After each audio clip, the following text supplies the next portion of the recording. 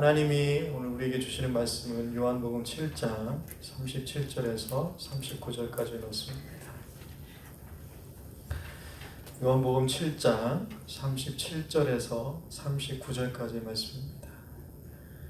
우리 다 같이 합독하도록 하겠습니다. 요한복음 7장 37절에서 39절 말씀 우리 다 같이 합독합니다. 명절 끝날 곧 큰 날에 예수께서 서서 외쳐 이르시되 누구든지 목마르거든 내게로 와서 마시라. 나를 믿는 자는 성경의 이름과 같이 그 배에서 생수의 강이 흘러나오리라 하시니 이는 그를 믿는 자들이 받을 성령을 가르쳐 말씀하신 것이라. 예수께서 아직 영광을 받지 않으셨으므로 성령이 아직 그들에게 계시지 아니하시더라. 아멘. 할렐루야. 네. 오늘 제목이 생수의 강이 흘러나게 하소서. 어떻게 보면은 이 말씀이 정말 모든 세대를 위한 어떤 그런 주제이고 그런 말씀이기도 하지만 특별히 지금 우리가 전혀 겪어보지 않은 그런 정말 이런 일들을 겪은 이 세대 가운데 너무나도 참 필요한 말씀이고 중요한 말씀인 것 같아요. 생수의 강이 흘러나게 하소서. 정말 이 말씀, 오늘 말씀을 통해서 우리 안에 다시 한번 이 은혜가 회복되기를 예수님으로 축복합니다. 이 말씀 우리가 너무나 잘 아는 말씀이잖아요. 그래서 이 말씀을 좀 우리가 다시 한번 짚어보고 어떤 의미들이 이곳에 있는가 우리가 살펴보면서 은혜를 나누기를 원하는데, 먼저 37절 보니까 명절 끝날 곧 큰 날에 라고 되어 있습니다. 여러분, 이 명절은 어떤 명절이라고 말씀을 드렸지요? 계속해서 말씀드립니다. 요한복음 7장은, 요한복음 6장은 어느 절기를 배경으로 쓰여지고 있냐면 6월절. 그 다음에 요한복음 7장은 초막절. 초막절. 그래서 여기서 명절 곧 끝나는 것은 초막절을 얘기합니다. 여러분, 초막절은 우리가 레위기를 하면서도 얘기했지만 우리가 다 잃어버렸을 거예요. 그래서 다시 한번 말씀드립니다. 이 초막절은 어떻게, 왜 지키는 절기입니까? 이스라엘 백성들에게 있어서, 유대인들에게서 어떤 의미일까요? 이 초막절은요, 광야 40년 동안 그 광야 가운데서 하나님이 우리와 함께 하신 그 은혜들을 기뻐하며 지키는 절기예요. 그렇죠?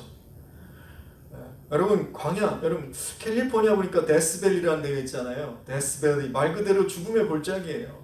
지금은 100년 만에 가장 뜨거운 날씨를 기록했다 할 정도로. 그래서 거기를 보면 열기가 여러분을 죽일 수 있다는 경고판이 붙어 있는 데가 데스밸리잖아요. 가보진 못했지만 그렇다고 그래요. 그러니까 여러분, 광야라는 곳이 어떤 곳입니까? 바로 이런 곳이에요. 그 죽음의 그림자가 항상 들어져 있는 척박하고 메마른 땅인 것입니다. 그런데 그런 광야에서 하나님이 인도하시고 보호하시고 먹이시고 입히시고 마시게 하시고 보살피시는 그 은혜, 얼마나 감사해요. 그러니까 그때를 잊지 말자라는 거죠. 그 은혜를 기억할 뿐만 아니라 그 과거를 그냥 감사하고 기뻐하는 것에서 끝나는 것뿐만 아니라 이제 앞으로도 그렇게 인도하시고 보호하신 하나님이 앞으로도 신실하게 그 하나님 약속의 그 말씀들을, 그 언약들을 성취해 나가실 것이다. 그 신실하신 하나님을 기뻐하며 지키는 절기가 바로 초막절인 거예요. 얼마나 의미가 있는 절기입니까? 저는 이것을 보면서 오늘 이 코로나 시대를 살아가는 우리에게도 이 초막절의 의미가 반드시 좀 다시 한번 상기해 볼 필요가 있다고 생각을 해요. 무슨 말이냐면, 여러분이 광야의 길과 같은 인생길이잖아요. 경중의 차이가 있었지만 우리 광야의 길 같은 이 인생길을 여기까지 도우신 분이 누구십니까? 여러분, 맞습니까? 여기까지 도우신 분이 아니에요. 이것을 우리는 에베네셀의 하나님이라고 그러죠. 에베네셀의 하나님, 여기까지 도우신 하나님. 그 하나님의 은혜일 뿐만 아니라 이제부터 앞으로도 영원까지, 주님 오실 때까지, 아니 그 영원 이후로까지 우리와 함께 하실 임마누엘의 하나님의 은혜. 여러분, 이 은혜들이 날마다 기억되어지고 상기되어지고 고백되어지는 그런 복된 인생들이 되시기를 예수님을 축복합니다. 그러니까 어느 시대나 마찬가지지만 특별히 우리 이 시대를 살아갈 때 우리는요, 이런 은혜로 살아가는 거예요. 에베네셀의 하나님의 은혜, 임마누엘의 하나님의 은혜. 다른 사람은 몰라도 우리는 그 은혜로 살아가는 사람들인 것입니다. 그러니까 이 뜻깊은 절기에 예루살렘에 올라가신 예수님께서 막 집중해서 하셨던 것이 있어요. 그러냐면 하나님 말씀을 가르치시는 일이었잖아요. 그걸 가르치는데 그냥 그 말씀을 가르친 것이 아니라 이것이 바로 나와 관련된 구원의 메시지다. 구원의 진리다. 너희들이 이것을 깨달아야 된다. 이것들을 막 간절하게 외치셨어요. 그런데 문제는 뭐냐면 이 말씀을 사람들이 도통 못 알아듣는 거예요. 도통 예수님 무슨 말씀하시는 거지? 이게 도통 못 알아듣는 거예요. 도통 못 알아듣는 거예요. 그래서 그렇게 가르치는 중에 이제 명절 끝날까지 온 것입니다. 명절 끝날까지 온 거예요. 그러면서 예수님이 이 끝날 쯤에 무슨 말씀을 하시면 오늘 본문 말씀을 하시는 거예요. 누구든지 목마르거든 내게로 와서 마시라. 나를 믿는 자는 성경의 이름과 같이 그 배에서 생수의 강이 흘러나리라. 그러니까 명절 끝날 쯤에 결국에는 이 말씀을 선포해주고 외치고 계셨던 거예요. 근데 사도 요한은 이 목마름과 생수에 대한 이 예수님 말씀을 무엇과 연관해서 해석을 해내고 있습니까?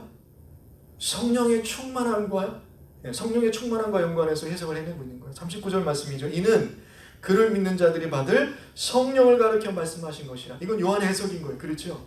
앞에 두 절은 예수님이 하신 말씀이에요. 근데 요한이 가만히 보니까 이것은 예수님이 성령을 말씀해 주신 것이다. 이렇게 연관을 시키고 있는 것입니다. 여러분 이 흐름을 한번 잘 보세요. 예수님이 예루살렘에 올라가서 그 유대인들에게 막 그 구원의 진리의 말씀을 막 선포하는데도 도저히 못 깨닫는 거예요. 도통 못 알아듣는 거예요. 근데 그 마지막 즈음에 그 끝날 즈음에 성령을 언급하고 있다라는 것.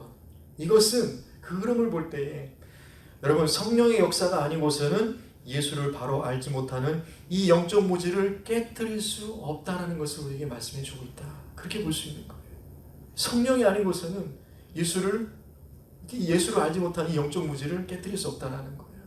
그래서 고린도전서 12장 3절 말씀 보고 이런 말씀이 있습니다. 그러므로 내가 너에게 알리노니 하나님의 영으로 말하는 자는 누구든지 예수를 저주할 자라 하지 아니하고 또 성령으로 아니하고는 누구든지 예수를 주시라 할 수 없다라는 거예요. 성령이 아니고서 여기서 성령으로라는 것은 그 n이라는 헬라 전치사거든요.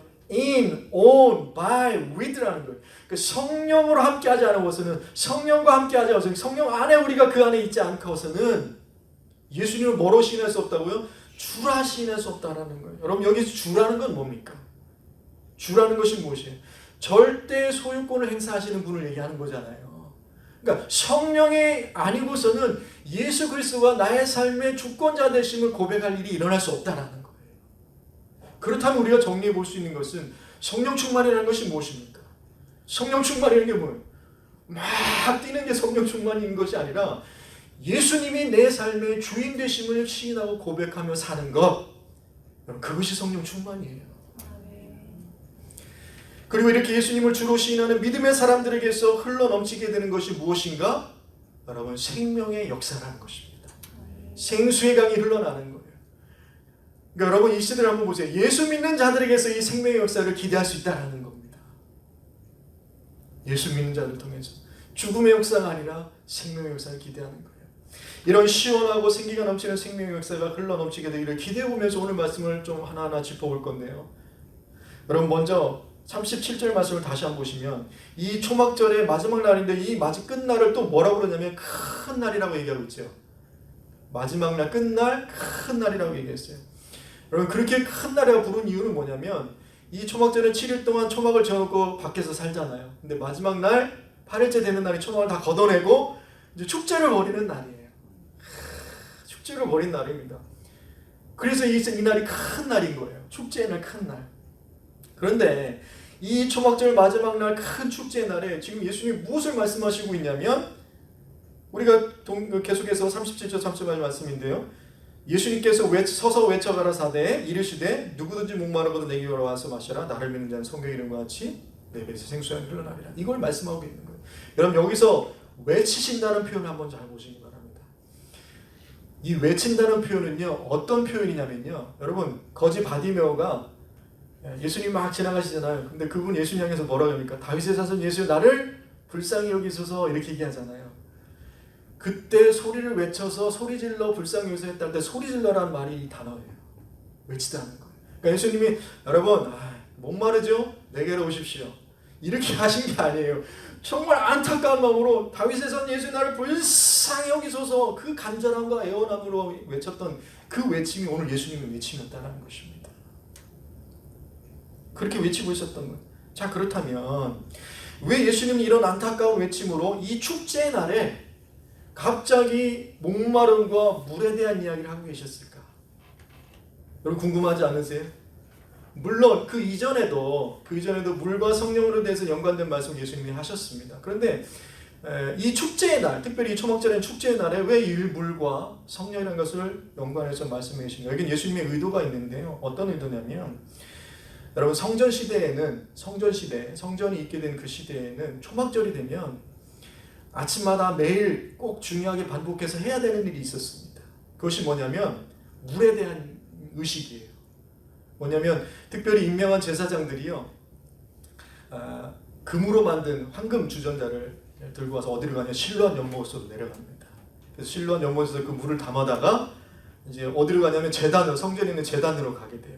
그때 그 길을 막 노래하면서 화면하면서 막 사람들이, 예배자들이 따르게 돼요. 네. 그래서 제단으로 가서 어떻게 하냐면 그 제단에 있는 은그릇에 그 물을 부어요. 매일 그 물을 붓는 의식을 하게 되는 겁니다. 여러분 이렇게 물을 붓는 의식, 이 의식을 하게 된 이유는 뭐냐면, 여러분 한번 생각해 보세요. 사막, 광야하면 딱 떠오르는 이미지가 어떤 이미지입니까? 광야 생각하면 어떤 생각이 먼저 드세요? 목마르죠. 덥고 목마르고 메마르잖아요. 그런데 이스라엘 백성들이 그런 광야 생활 가운데 여러분 그들의 목을 축이시고 그들의 갈증을 해결하신 분이 누구십니까? 하나님이시잖아요. 하나님이 그들을 마시게 하셨고 그 갈증을 해결하게 하셨다는 거예요. 그러니까 사막이라는 데서는 물을 쉽게 구할 수 없는 곳이에요. 그럼에도 불구하고 그 백성들이 하나님의 공급하심과 하나님의 풍요하심을 통해서 그 40년 광야길을 걸어가게 하셨다는 그 은혜를 기억하는 의미에서 초막절이 되면 그 초막을 지면서 광야를 생각하는 그런 의미 있죠. 매일 아침마다 그 물을 그렇게 제단에 붓는 거예요. 그 물을 붓는 것입니다. 그러니까 하나님의 공급하심과 하나님의 인도하심과 하나님의 보살피심과 하나님의 함께하심을 기대하는 의식이 물의 의식이었던 것입니다. 그래서 미시나라는 글을 보면 이런 글이 있어요. 물을 붓는 즐거운 의식을 지켜보지 않는 사람은 그의 삶에서 전혀 즐거움을 볼 수 없을 것이다. 이렇게까지 얘기를 해요. 그러니까 얼마나 그 하나가 참 귀중한 것입니까? 그런데 여러분 좀 이것을 한번 더 살펴보기를 원해요. 여러분 출애굽기 17장 5절에서 6절 말씀인데요. 하나님께서 이스라엘 백성들을 광야에서 물을 공급해 주실 때 어떻게 공급해 주셨는가? 출애굽기를 보니까 출애굽기 17장 5절에서 6절 말씀 이렇게 되어 있습니다. 여호와께서 모세에게 이르시되 백성 앞을 지나서 이스라엘 장로들을 데리고 나일강을 치던 내 지팡이를 손에 잡고 가라. 내가 호렙산에 있는 그 반석 그 위 거기서 내 앞에 서리니 너는 그 반석을 치라. 그것에서 물이 나오리니 백성이 마시리라. 모세가 이스라엘 장로들의 목전에서 그대로 행하니라. 이게 르비딤에서의 사건이잖아요. 르비딤에 딱 이르렀는데 백성들이 불평불만하는 거예요. 목말라 죽겠다라는 거죠. 그러니까 모세가 하나님 저러다간 저 사람들이 나한테 돌 던질 지금 판입니다. 그러니까 좀 물을 내주십시오. 그럴 때 이제 하나님 물을 공급해 주시는 거예요. 근데 그 물을 주실 때 어떻게 주셨냐면 호렙에 있는 그 바위에 가서 그 바위를 치라는 거예요. 그래서 그 바위에서 물을 내시는 이 사건이 일어났다는 것입니다. 그러니까 반석에서 물을 내셔서 이스라엘 백성들의 그 갈증을 해결해 주셨어요. 그런데 바울은요, 고린도전서 10장 4절에서 이 광야에서 하나님의 백성들을 물로 먹이시는 이 사건을 어떻게 해석해내고 있냐면, 고린도서 10장 4절 말씀인데요. 다 같은 신령한 음료를 마셨으니 이는 그들을 따르는 신령한 반석으로부터 마셨음에 그 반석은 곧 누구시라? 그리스도시라. 그렇게 해석을 해내고 있는 거예요. 그러니까 이스라엘 광야에서 이스라엘 백성들을 하나님이 그 반석을 통해서 물을 내시고 그들을 풍요롭게 하시고 그들의 갈증을 해결하셨던 이 사건을 바울은 어떤 사건을 해석하냐면 그리스도에게서 신령한 물이 나와서 그 신령한 물을 풍성하게 누리는 이것으로 신학적으로 해석을 해내고 있다는 거예요. 그리고요, 오늘 사도 요한은 또 이것을 연관되어서 어떻게 해석해내고 있냐면 반석이신 예수 그리스도를 믿는 자들에게 주어지는 신령한 물의 정체는 바로 예수님을 통해 우리에게 주어진 가장 큰 선물이 무엇이다? 성령이라는 것을 말씀해 주고 있는 것입니다. 여러분 예수 믿음으로 인해서 물론 구원도 큰 선물이죠. 그 구원을 이루시게 하시는, 그리고 인도하게 하시고 그것을 확증하게 하시고 그것을 인도하고 이뤄가시는, 여러분 그것이 우리에게 주시는 큰 선물, 그 정체가 무엇인가? 바로 성령 하나님이라는 거예요. 그게 큰 선물인 것입니다. 자, 그렇다면 38절 말씀을 보세요. 본문 38절 말씀을 보시면 나를 믿는 자는 성경의 이름과 같이 그 배에서 생수의 강이 흘러나리라 이렇게 말씀해 주시잖아요. 그럼 여기서 말하는 그 배는 어떤 누구의 배입니까? 그 배에서 생수의 강이 흘러난다고 그랬는데 이 배는 누구의 배일까요? 예수님의 배일까요? 아니면 예수 믿는 자들의 배일까요? 고민이 되시죠? 예수님의 배입니까? 자, 나를 믿는 자는 성경의 이름과 같이 그 배에서 생수의 강이 흘러나리라. 예수님의 배입니까? 예수 믿는 자들의 배입니까? 대답하시는 분도 계시고 지금 고민하는 분도 계시고, 이게 고민이에요. 근데 잘 보세요. 지금 이 배는요, 예수님의 배를 얘기하는 것이기보다는 예수를 믿는 자들의 배 상태를 얘기하는 거예요. 그러니까 이제 정리하십시오. 그래서 이것을 볼 때 이 말씀은요, 성령의 임재의 원인이 되시는 예수님을 이야기하는 여러분 어떤 그 그리스도론적, 기독론적 이야기를 하는 것이 아니라 예수를 믿는 자들에게 있게 되는 성령 충만이라는 어떤 교회론적 해석을 에게 더 비중을 두고 하고 있다, 그렇게 볼 수 있는 거예요. 물론 두 가지가 다 있어요. 정확히 얘기하면 성부 하나님이 성자 예수님을 통해서 성령을 우리에게 주시는 거죠.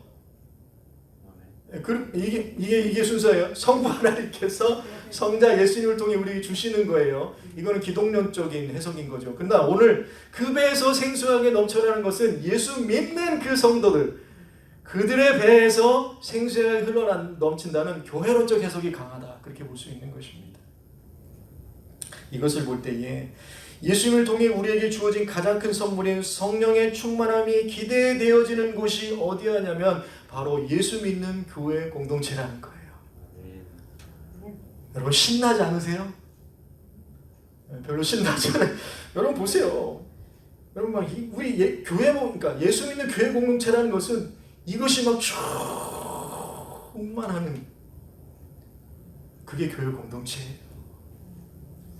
그러니까 예수님 지금 무슨 얘기를 하고 있냐면 유대인들에게 지금 가장 알아듣기 쉬운 어떤 그런 모티브를 또 한번 제시하시면서 예수님의 복음의 진리를 다시 한번 선포하고 계셨던 거예요. 그것도 간절하게 좀 알아들어라, 좀 알아들어라, 제발 좀 알아들어라. 나를 믿는 자는 성경에서 이런 것 같이 그 배에서 생수의 강이 흘러나는 거야. 이 시대에 얼마나 필요한 말씀입니까? 그래서요, 에베소서 5장 18절 말씀 보기를 원하는데요. 술 취하지 말라, 이는 방탕한 것이 오직 성령으로 충만함을 받으라. 성령으로 충만함을 받으라. 그러니까 이 말씀과 같이요, 예수 믿는다는 것은 뭐냐면 마치 광야에서 막 하나님의 물을 풍성하게 공포하셔서 막 흡족하도록 그것을 그 해결함을 해결한 것 같, 아니 그것 이상으로 차원이 다른 이런 끊임없는 성령의 충만함이 차고 넘치게 되기를 예수님으로 축복합니다. 이거 없으면 한순간도 살아갈 수 없더라고요. 이거 없으면. 여러분 예수 믿는 자들에게 이런 신나는 기대가 있게 되는 줄 믿습니다. 그러니까 이 세대는요, 죽는 세대만 아니에요. 죽는 환경과 여건 속이지만 죽어가는 게 아니라 이런 신나는 기대와 생명의 역사의 기대가 있는 때라는 것이에요. 근데 여러분 여기서 한번 좀 충만하다는 걸, 여러분 성령 충만하다는 걸 좀 한번 우리가 얘기를 해보고 싶어요. 물론 제가 여러 번 많이 말씀을 드렸지만 여기서 충만하다는 것이 어떤 뜻일까? 여러분 이 충만하다라고 번역된 이 단어는 또 다른 의미가 있는데 이루어지다라는 의미를 같이 가지고 있어요. 충만하다, 이루어지다. 그리고 이것이 같은 개념이 좀 연결되어져 있는데요.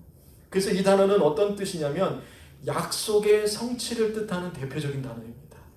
플레로, 약속의 성취를 이루는 대표적인 단어예요. 그래서 누가복음을 보면요, 이 이루어지다는 이 플레로라는 단어를 굉장히 많이 쓰는데 그 단어 중에 그 예 중에 좀 한 말씀을 보면 누가복음 24장 44절 말씀입니다. 이런 말씀이 있어요. 또 이르시되 내가 너희와 함께 있을 때에 너에게 말한 바 곧 모세의 율법과 선지자의 글과 시편에 나를 가리켜 기록된 모든 것이 이루어져야 하리라 한 말이 이것이다. 이렇게 말씀하고 있어요. 이루어진다라는 거예요. 그러니까 누가복음을 보면 세례 요한의 탄생, 메시아의 성령의 사역, 예수님의 죽음 뭐 이런 것들이 다 이루어져야 된다라고 할 때 이 단어를 쓰는 거예요. 자, 그렇다면 여러분 이 이루어져야 되는 담겨 있는 신학의 의미는 무엇이냐? 하나님의 약속의 성취가 예수님을 통하여 완성되어지고 이루어지고 실현되어지는 것. 여러분 그것을 말할 때에 이 단어가 쓰인다라는 거예요.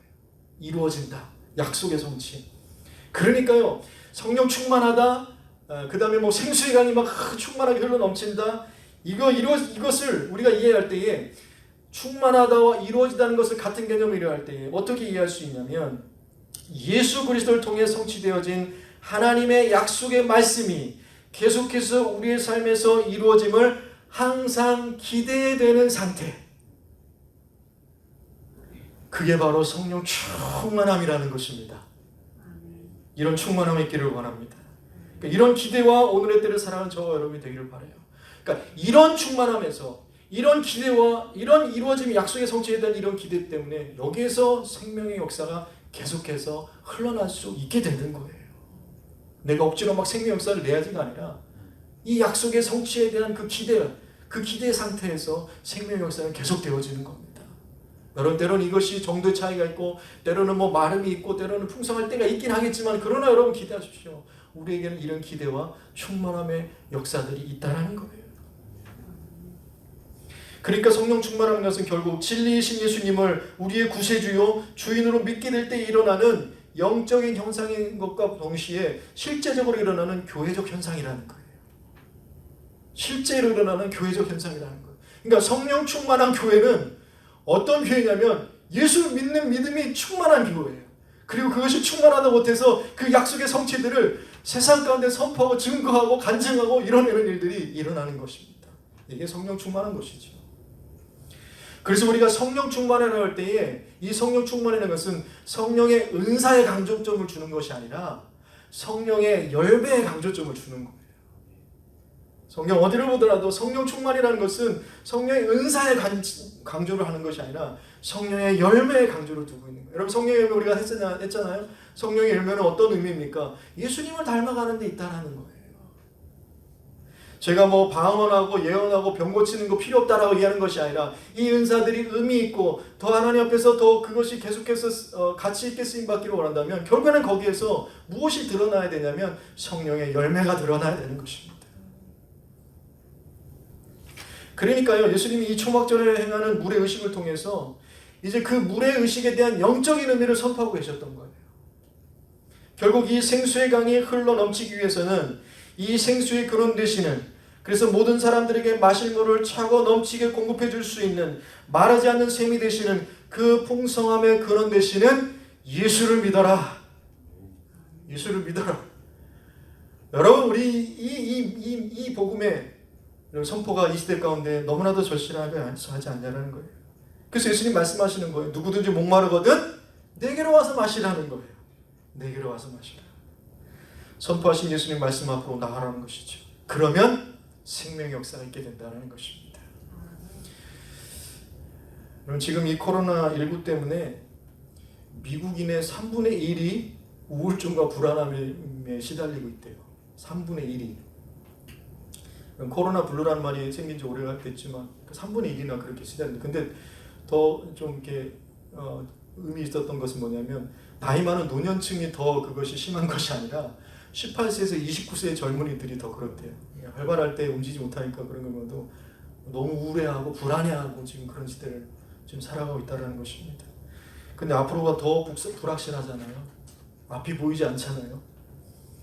그런 현실이라는 겁니다. 그런데요, 우리가 가만히 잘 생각해 보면 오히려 이와 같은 때가 모든 것이 목마르고 모든 것이 메마른 바로 이와 같은 때가 여러분 바로 성령의 충만함이 무엇인지를 깨달아가고 그래서 그 약속의 말씀이 더 기대되는 그런 기회의 때인 줄로 믿습니다. 목마르면 주께로 나온 기회를 잡으면 되는 거예요. 주께로 나온 기회를 잡으면 되는 거예요. 무슨 말이냐면요. 여러분 우리는 속담 있잖아요.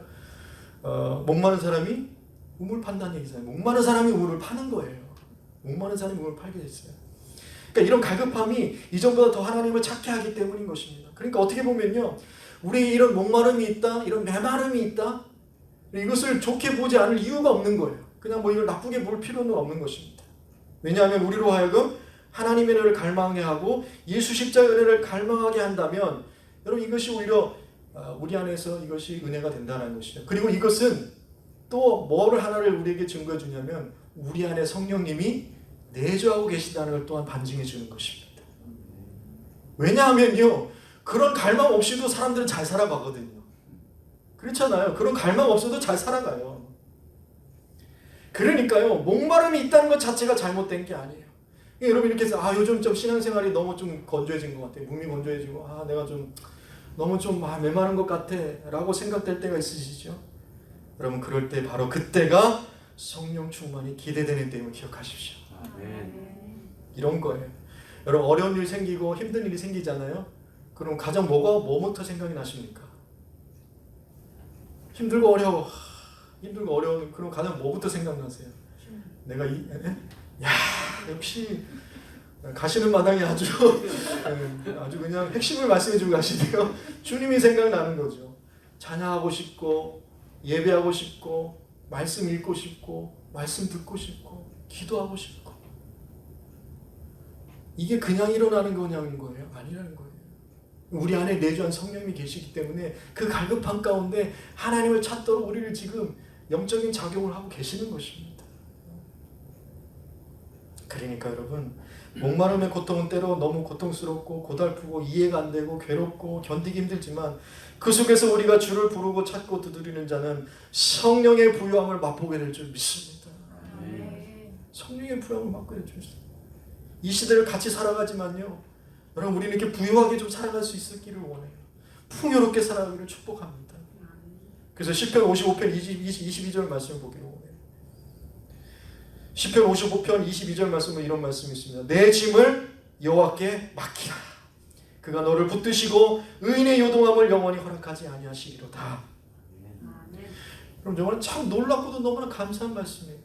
왜냐하면요, 여기서 짐이란 단어는요, 히브리에서 어떤 단어와 같은 단어냐면요, 선물이랑 같은 단어예요. 이해가 되십니까? 짐이 선물이 된다는 거? 짐이 선물이 된다? 이게 무슨 말이냐면요, 나를 힘들게 하고 짓누른 짐과 같은 것들에 그것에서 감사하고 하나님께 맡기게 되면 희미하게나마 보게 될 수 있는 것이 뭐냐? 그 짐이 하나님이 나에게 주신 선물이겠구나 라는 것이 희미하게나마 보이게 되는 때가 있다는 거예요. 그것이 나에게 주신 선물이었구나. 그것을 통해서 하나님을 찾게 하셨구나. 그것을 통해서 하나님 만나기를 원하셨구나. 짐이 선물이 되는 그 희미한 것들을 우리는 보게 될 때가 있다는 것입니다. 그래서 이렇게 우리를 붙드시고 요동함을 영원히 허락지 않으시는 은혜로 든든히 서게 하시는 하나님의 뜻이 있다는 것이죠. 그러니까 우리가 주변에 고통당하는 이들 볼 때에 저들의 목마름과 갈급함이 예수님을 향하는 기회가 되게 해달라고 우리는 격려하고 기도해줘야 되는 것입니다. 거기서 다른 것을 찾지 말고 예수님께로 가면 생수의 강이 흘러넘치는 일이 있는데 그리고 해서 기도해드리는 거죠. 여러분 우리도 마찬가지 아닙니까? 우리도 마찬가지예요. 지금 우리에게는 어떤 목마름과 갈증이 있습니까? 또 어디에서 그 목마름을 해결하려고 하고 계십니까? 여러분 굳이 코로나가 아니더라도 우리 인생들은 수많은 고통과 슬픔과 눈물과 그런 삶의 여정들이었어요. 경중의 차이 있고 뭐 작고 큼의 차이 있지만 다 그런 시대를 살아가고 있잖아요. 앞으로도 그럴 겁니다. 그럴 때 기억하십시오. 오직 예수님만이 모든 목마름에 대한 근본적인 처방이 되십니다. 아멘. 다시 예수님께로 돌이키십시오. 하나님 이런 생수의 강이 우리 영혼에 넘쳐나기를 기대하고 계십니다. 아멘. 그러니까 어떻게 보면요, 그리스도인들은 누구냐 이렇게 정해볼 때 그리스도인들은 언제나 목마른 자들이고 그리고 언제나 마셔야 하는 영적 갈증자들이다. 아멘. 언제나 목마른, 언제나 또 마셔야 됩니다. 그래서 바라기는 우리 모든 형편이 성령 충만함의 기회들로 변해서 그래서 죽어가는 모든 것들에 예수님의 생명의 역사가 일어나게 되기를 예수님으로 축복합니다. 아멘. 그게 누구라고요? 바로 예수 믿는 교회 공동체라는 겁니다. 바로 저와 여러분이라는 것이죠. 그래서 이 생명, 이 충만한 생수의 강은 어떻게 되게 돼 있다는 거예요? 흘러가게 돼 있다는 거예요. 흘러나게 돼 있다는 것입니다. 여기서 흘러나오리라 라는 단어는요, 끊임없이 계속해서 막 흘러간다는 거예요. 끊임없이 계속해서. 저는 이 말씀 보면서 항상 떠오르는 말씀이 있습니다. 어떻게 해서 계속해서 끊임없이 흘러나갈 수 있을까에 대한 답을 주시는 말씀인데요. 로마서 5장 5절에서 8절 말씀입니다. 소망이, 이 소망은 뭐냐? 하나님의 영광 이루는 소망이에요. 그 소망이 우리를 부끄럽게 하지 아니함은 우리에게 주신 성령으로 말미암아 하나님의 사랑이 우리 마음에 어떻게 됐다고요? 부은 바 되었다라는 거예요. 부은 바 되었다. 성령으로 말미암아 하나님의 사랑이 우리 마음에 부은 바 되었다라는 거예요. 그러니까 부어지니까 계속 차고 흘러 넘치는 것입니다. 그럼 성령을 통해 쏟아 부어지는 사랑이 어떤 것인가? 6절부터 말씀인데요. 우리가 아직 연약할 때에 기약대로 그리스도께서 경건하지 않은 자를 위하여 죽으셨도다. 의인을 위하여 죽는 자가 쉽지 않고 선인을 위하여 용감히 죽는 자가 혹 있거니와 우리가 아직 죄인 되었을 때에 그리스도께서 우리를 위하여 죽으심으로써 하나님께서 우리에 대한 자기의 사랑을 확증하셨느니라. 이거를 그러니까 지금 성령을 통해서 부어주고 계신다. 그냥 아유 뭐 주전자 얘기하면 아주 그냥 폭포수같이 부어주신다. 부어주신다. 여러분 예수 믿을 때에 이 성령의 충만한 이 생명의 역사가 흘러 넘친다는 게 어떤 건지 이미지가 좀 정리가 되세요? 바로 이겁니다. 부어지니까 넘치는 것이죠. 그래서 이런 말이 있습니다. 어느 누구도 하나님의 성령을 소유하면서 그 성령을 자신에게만 제한할 수 없다. 성령은 그 계신 곳에서 흘러가시기 때문이다 라는 말이 있어요. 여러분 동의되십니까? 그래서 여러분 보세요. 우리가 사도행전을 다른 여러 가지 말로 다른 말로도 부제들을 별명들 있잖아요. 사도행전을 또 성령행전이라고도 얘기를 하는데 여러분 왜 성령행전이라고 합니까? 너희가 성령을 받고 성령이 너에게 임하시면 너희가 권능을 받고 예루살렘과 온 유대와 사마리아 땅 끝까지 이르러 내 증인이라 말씀하시죠. 이게 성령의 이 본성이라는 거예요. 성령을 받으면 성령이 임하시면 내가 권능을 받는데 그것을 통해서 예루살렘에 머물러 있는 것이 아니라 사마리아 온 유대와 사마리아 땅 끝까지 가게 되어 있다라는 거예요. 이게 성령의 본성이라는 것입니다. 여러분 이렇게 하나님의 생명 역사가 흘러넘칠 때 어떤 역사들이 일어나는가 우리 한번 보기를 원하는데요. 여러분 에스겔서 47장 말씀입니다. 이 말씀하고 반드시 같이 나오는 말씀이에요. 에스겔서 47장 말씀인데요. 에스겔이 환상을 보게 됩니다. 근데 이번에 어떤 환상을 보게 되냐면 성전에서 물이 흐르는 거예요. 성전에서 물이 흐르는 거예요. 근데 그 물이 흐르는데 여러분 마치 산속에 있는 작은 샘물이 막 흐르는데 그것을 따라가 보면 그것이 막 흘러서 시내가 되고 강줄기가 되고 이렇게 흘러가는 것 같이 성전에서 지금 물이 흐르는 거예요. 그래서 그것을 밖으로 나가면서 그것을 측량을 해봅니다. 1,000측을 간 다음에 그것을 측량을 해보니까 처음에 어디까지 물이 차더라? 발목까지 물이 차고 또 다시 1,000측을 가서 측량을 해보니까 무릎까지 차고 또 1,000층 더 멀리 가는 거죠. 계속해서 멀리 가서 또 재보니까 허리까지 차고 그리고 마지막으로 가서 한 번 더 측량해보니까 어떻게 된 그때는 키를 넘어서 헤엄할 수 있는 강이 되었더라. 그렇게 말씀하고 있는 거죠. 잘 보세요. 성전에서 물이 흘러나옵니다. 그 물은 샘물과 같은 물이에요. 그런데 그 물이 가면 갈수록 풍성한 강이 된다는 것입니다. 그 이야기를 하면서 그러게 되면서 어떤 일이 벌어지는가를 말씀해주고 있는데요. 에스겔서 47장 8절에서 12절 말씀입니다. 제가 읽어드리면 에스겔서 47장 8절에서 12절 말씀인데요. 그가 내게 이르시되 이 물이 동쪽으로 향하여 흘러 아라바로 내려가서 바다에 이르리니 이렇게 말씀하고 있어요. 여기 바다는 어떤 바다일까요? 아라바로 내려가서 바다에 이른다 했는데 여러분 뭐 거기다 적어놓으셔도 되고요. 나중에 찾아보셔도 되는데 여호수아 3장 16절을 보면 이런 말씀이 있어요. 아라바의 바다 여매라는 말이 있습니다. 이게 지금 아라바에 있는 이 바다는 지금 어떤 바다예요? 여매. 지금 우리는 또 이걸 뭐라고 부릅니까? 사해라고 부르잖아요. 죽음의 바다예요. 죽음의 바다. 바다에 이르는데 이 흘러내리는 물로 그 바다의 물이 되살아난다는 겁니다. 성전에서 흘러나온 물이 계속해서 흘러나가는데 그 흘러나면서 어떤 일이 일어나는가? 그 죽어가는 바다의 물이 회복되는 일이 일어나는 거예요. 살아나는 일이 일어나는 거예요. 그래서 9절 보니까 이 강물이 이르는 곳마다 번성하는 모든 생물이 살고 또 고기가 쉼이 많으리니 이 물이 흘러 들어가므로 바닷물이 되살아나겠고 이 강이 이르는 각처에 모든 것이 살 것이다. 모든 것이 살 것이다. 그러면서 12절 말씀입니다. 광 좌우에 그러니까 물고기들이 많고 막 어부의 활동들이 풍성해지겠죠. 활발해지겠죠. 12절 보면 그러면서 뿐만 아니라 12절 보니까 광 좌우가에는 각종 먹을 과실나무가 자라서 그 잎이 시들지 아니하며 열매가 끊이지 아니하고 달마다 새 열매를 맺으리니 그 물이 성소를 통하여 나옵니다. 그 열매를 먹을 만하고 그 잎사귀는 약재료가 되리라. 아멘. 여러분 사해, 염해, 죽음과 같은 바다. 지금도 그 바다는 죽은 바다예요. 그런데 그 바다를 살리고 살릴 뿐만 아니라 생명의 풍성한 역사를 이루는 그 이유는 이 물이 어디에서 흘러났기 때문이라. 성전에서 흘러났기 때문이다. 성전에서 흘러났기 때문이다. 그래서 여러분 이 성전에서 흘러난 물은 어떤 물이냐면 바로 성령을 통하여 하나님께서 우리에 대한 자기의 사랑을 예수님의 십자가를 통해 확증하신 그 생명의 은혜이며 이것이 바로 죽음의 바다와 같은 그런 이런 세상이나 인생들을 생명으로 회복하시는 생수가 되는 것입니다. 그걸 말씀해 주는 거예요. 이것이 누구의 배에서 흘러나온다고요? 다시 한번요. 별로 믿어지지 않으세요? 누구의 배에서 흘러나온다고요? 내 배에서 흘러나온 배. 내 배를 그런 배로 하나님은 만들어 주신다는 거예요. 얼마나 감사합니까? 얼마나 감사합니까? 그런데요, 이거는 단지 개인적인 구원의 차원에서만의 문제가 아니에요. 여러분 말씀 하나 더 보기로 하는데, 근데 이 흘러넘치는 이 장면을 요한계시록은 또 어떻게 기록하고 있냐면요. 요한계시록 22장 1절에서 2절 말씀인데요. 또 그가 수정같이 맑은 생명수의 강을 내게 보이니 하나님과 및 어린 양의 보좌로부터 그 물이 나오는 거예요. 나와서 길 가운데로 흐르더라. 강 좌우에 생명나무가 있어 12가지 열매를 맺되 달마다 그 열매를 맺고 그 나무 잎사귀들은 만국을 치료하기 위하였다. 에스겔 47장의 이야기가 비슷하죠.